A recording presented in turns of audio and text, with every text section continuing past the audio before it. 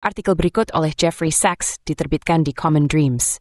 Sachs adalah Presiden Jaringan Solusi Pembangunan Berkelanjutan PBB, dan ia pernah menjabat sebagai penasihat khusus untuk Sekretaris Jenderal PBB Kofi Annan, Ban Ki-moon, dan Antonio Guterres.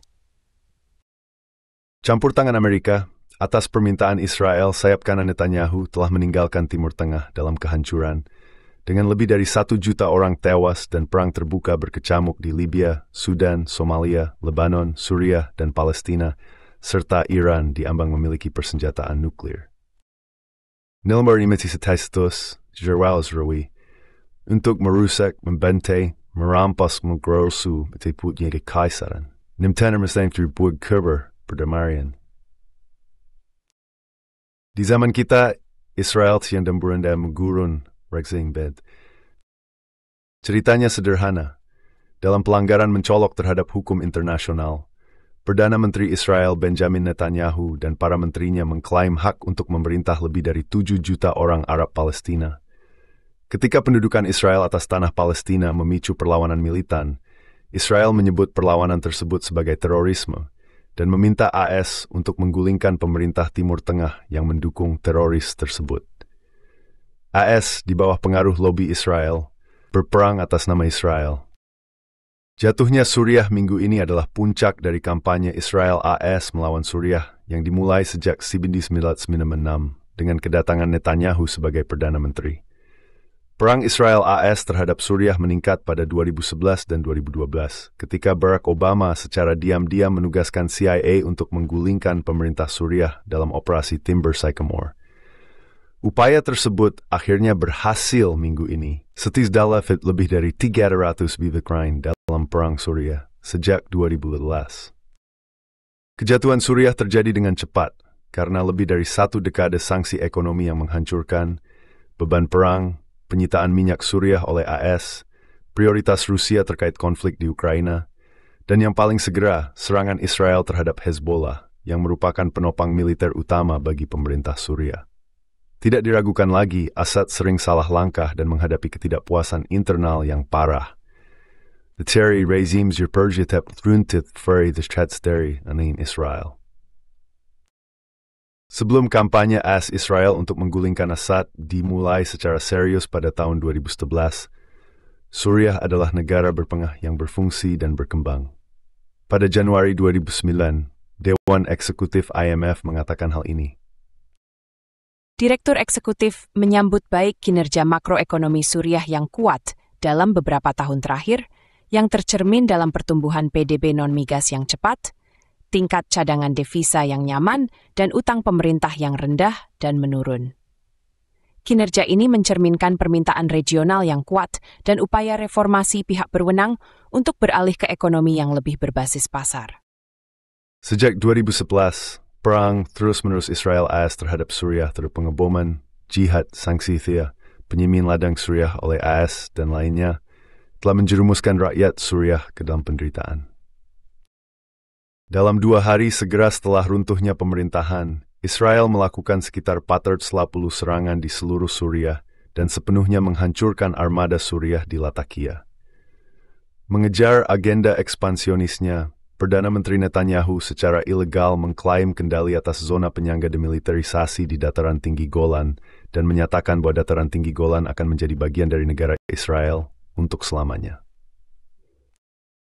Ambisi Netanyahu untuk mengubah kawasan melalui perang yang sudah ada sejak hampir 3 dekade lalu sedang berlangsung di depan mata kita. Dalam konferensi pers pada 9 Desember, Perdana Menteri Israel membanggakan kemenangan mutlak, membenarkan genosida yang sedang berlangsung di Gaza dan meningkatnya kekerasan di seluruh kawasan. Saya bertanya kepada Anda, coba pikirkan, jika kita telah menyetujui mereka yang berulang kali mengatakan kepada kita, perang harus dihentikan, kita tidak akan memasuki Rafah, kita tidak akan merebut koridor Philadelphia, kita tidak akan mengeliminasi Sinwar, kita tidak akan mengejutkan musuh kita di Lebanon dan seluruh dunia dalam operasi strategi yang berani, kita tidak akan mengeliminasi Nasrallah, kita tidak akan menghancurkan jaringan bawah tanah Hezbollah, dan Kristus akan mengungkap kelima Friedzeran. Ada hasil antika hukuman kiwal perang membongkar poros tersebut beta demi bata. Sejarah panjang kampanye Israel untuk menggulingkan pemerintah Suriah tidak banyak dipahami, namun catatan dokumenter jelas. Perang Israel terhadap Suriah dimulai dengan neokonservatif AS dan Israel pada tahun 1996, yang merancang strategi clean break untuk Timur Tengah bagi Netanyahu saat ia menjabat. Inti dari strategi clean break menyerukan agar Israel dan AS menolak tanah untuk perdamaian. Gagasan bahwa Israel akan mundur dari tanah Palestina yang diduduki sebagai imbalan untuk perdamaian. Sebaliknya, Israel akan mempertahankan tanah Palestina yang diduduki, memerintah rakyat Palestina dalam negara apartheid, secara bertahap membersihkan negara secara etnis, dan menegakkan apa yang disebut perdamaian untuk perdamaian dengan menggulingkan pemerintah tetangga yang menolak klaim tanah Israel. Strategi Clean Break menyatakan, klaim kami atas tanah yang telah kami pegang sebagai harapan selama 2000 tahun adalah sah dan mulia, dan melanjutkan dengan menyatakan, Syria menantang Israel di tanah Lebanon. Pendekatan yang efektif dan yang dapat disimpatikan oleh Amerika adalah jika Israel mengambil inisiatif strategis di sepanjang perbatasan utaranya dengan melibatkan Hizbullah, Suriah, dan Iran sebagai agen utama agresi di Lebanon. Sebukunya tahun 1996, Fighting Terrorism, Netanyahu menetapkan strategi baru. Israel Tismeloris. Mereka akan melawan negara yang mendukung teroris. Lebih tepatnya, mereka akan membuat AS berperang untuk Israel. Seperti yang dijelaskan pada tahun 2001. Hal pertama dan yang penting untuk dipahami adalah ini. Tidak ada terorisme internasional tanpa dukungan dari negara berdaulat. Hilangkan semua dukungan negara ini, dan seluruh kerangka terorisme internasional akan runtuh menjadi debu. Strategi Netanyahu diintegrasikan ke dalam kebijakan luar negeri AS. Menghancurkan Suriah selalu menjadi bagian penting dari rencana tersebut. Hal ini dikonfirmasi kepada Jenderal Wesley Clark setelah seminar Beleth. Dia diberitahu, selama kunjungan di Pentagon, bahwa kami akan menyerang dan menghancurkan pemerintah di 7 negara dalam 5 tahun. Kami akan mulai dengan Irak, dan kemudian akan bergerak ke Suriah, Lebanon, Libya, Somalia, Sudan, dan Iran. Irak akan menjadi yang pertama, kemudian Suriah, dan sisanya. Kampanye Netanyahu untuk perang Irak dijelaskan secara rinci dalam buku baru Dennis Fritz's Deadly Betrayal. Peran lobi Israel dijelaskan dalam buku baru Ilan Pappé, Lobbying for Zionism on Both Sides of the Atlantic. Pemberontakan yang melanda pasukan AS di Irak menunda jadwal 5 tahun tersebut, tetapi tidak mengubah strategi dasarnya. AS telah memimpin atau mensponsori perang melawan Irak, invasi pada 2003, Lebanon, pendanaan dan persenjataan AS untuk Israel, Libya, pemboman NATO pada 2011, Suriah, operasi CIA selama 2010-an, Sudan mendukung pemberontak untuk memecah Sudan pada 2011, dan Somalia mendukung invasi Ethiopia pada 2006. Perang AS yang prospektif dengan Iran, yang sangat diinginkan oleh Israel, masih tertunda. Aneh kedengarannya, CIA berulang kali mendukung jihadis Islamis untuk berperang dalam perang ini, dan para jihadis baru saja menggulingkan rezim Suriah. Bagaimanapun, CIA membantu menciptakan Al-Qaeda sejak awal dengan melatih, mempersenjatai, dan membiayai mujahidin di Afghanistan sejak akhir 1970-an. Ya, Osama bin Laden kemudian berbalik melawan AS, tetapi gerakannya tetap merupakan ciptaan AS. Ironisnya, seperti yang dikonfirmasi oleh Seymour Hersh, intelijen Assad yang beritahu AS tentang serangan bom Al-Qaeda di Hembri markas Umbrella Kaitan Laida AS. Operasi Timber Sycamore adalah program rahasia CIA bernilai miliaran dolar yang diluncurkan oleh Obama untuk menggulingkan Bashar al-Assad. CIA mendanai, melatih, dan memberikan intelijen kepada kelompok Islamis radikal dan ekstrem. Upaya CIA juga melibatkan jalur tikus untuk mengirimkan senjata dari Libya, diserang oleh NATO pada 2011, kepada para jihadis di Suriah. Pada tahun 2014, Seymour Hersh menggambarkan operasi ini dalam tulisannya The Red Line and the Rat Line. Sebuah lampiran yang sangat rahasia dari laporan tersebut, yang tidak dipublikasikan, menggambarkan sebuah kesepakatan rahasia yang dicapai pada awal 2012 antara pemerintahan Obama dan Erdogan. Kesepakatan tersebut berkaitan dengan jalur rahasia.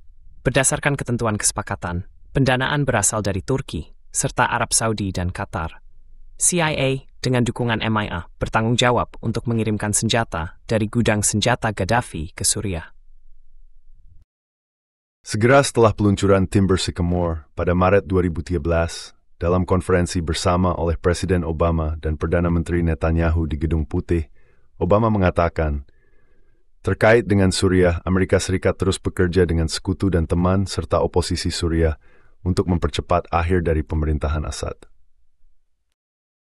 Bagi mentalitas Zionis Israel, ajakan untuk negosiasi oleh lawan dianggap sebagai tanda kelemahan dari pihak lawan. Mereka yang menyerukan negosiasi di pihak lain biasanya berakhir mati dibunuh oleh Assad Israel atau S.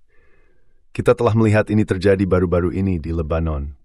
Menteri Luar Negeri Lebanon mengonfirmasi bahwa Hassan Nasrallah, mantan Sekretaris Jenderal Hezbollah, telah setuju untuk gencatan senjata dengan Israel beberapa hari sebelum pembunuhannya. Kesediaan Hezbollah untuk menerima perjanjian damai sesuai dengan keinginan dunia Arab Islam untuk solusi dua negara sudah lama ada. Demikian pula, alih-alih bernegosiasi untuk mengakhiri perang di Gaza, Israel membunuh kepala politik Hamas, Ismail Haniyeh, di Teheran. Demikian pula di Suriah, alih-alih memungkinkan solusi politik muncul, AS menentang proses perdamaian beberapa kali. Pada tahun 2012, PBB telah merundingkan perjanjian damai di Suriah yang diblokir oleh Amerika, yang menuntut agar Assad harus pergi pada hari pertama perjanjian damai. AS menginginkan perubahan rezim, bukan perdamaian. Pada bulan September 2024, Netanyahu berpidato di Majelis Umum dengan peta Timur Tengah yang dibagi antara berkat dan kutukan, dengan Lebanon, Suriah, Irak, dan Iran sebagai kutukan Netanyahu. Kutukan sebenarnya adalah kekacauan dan perang Israel yang kini melanda Lebanon dan Suriah dengan harapan besar Netanyahu untuk AS untuk perang Iran juga. AS dan Israel merayakan keberhasilan mereka dalam menghancurkan satu lagi musuh Israel dan pembela perjuangan Palestina dengan Netanyahu mengklaim kredit untuk memulai proses bersejarah. Kemungkinan besar Suriah sekarang akan menyerah pada perang yang berkelanjutan di antara banyak protagonis bersenjata, seperti yang terjadi dalam operasi perubahan rezim AS Israel sebelumnya. Singkatnya, campur tangan Amerika atas permintaan Israel yang dipimpin Netanyahu telah meninggalkan Timur Tengah dalam kehancuran, dengan lebih dari 1 juta orang tewas dan perang terbuka berkecamuk di Libya, Sudan, Somalia, Lebanon, Suriah, dan Palestina, serta Iran, diambang memiliki persenjataan nuklir, didorong melawan keinginannya sendiri menuju kemungkinan ini. Semua ini melayani tujuan yang sangat tidak adil, menolak hak politik Palestina demi ekstremisme Zionis yang didasarkan pada kitab Yosua abad ke-7 SM. Menariknya, menurut teks tersebut, yang diandalkan oleh para fanatik agama Israel sendiri, bangsa Israel bahkan bukan penduduk asli tanah tersebut. Sebaliknya, menurut teks tersebut, Tuhan memerintahkan Yosua dan para prajuritnya untuk melakukan beberapa genosida untuk menaklukkan tanah itu. Dengan latar belakang ini, negara-negara besar selama hampir seluruh dunia turut slap toward hurricane sulit solas dasani dua negara antara Israel dan Palestina. Alih-alih solusi dua negara, Israel dan AS telah membuat gurun dan menyebutnya perdamaian.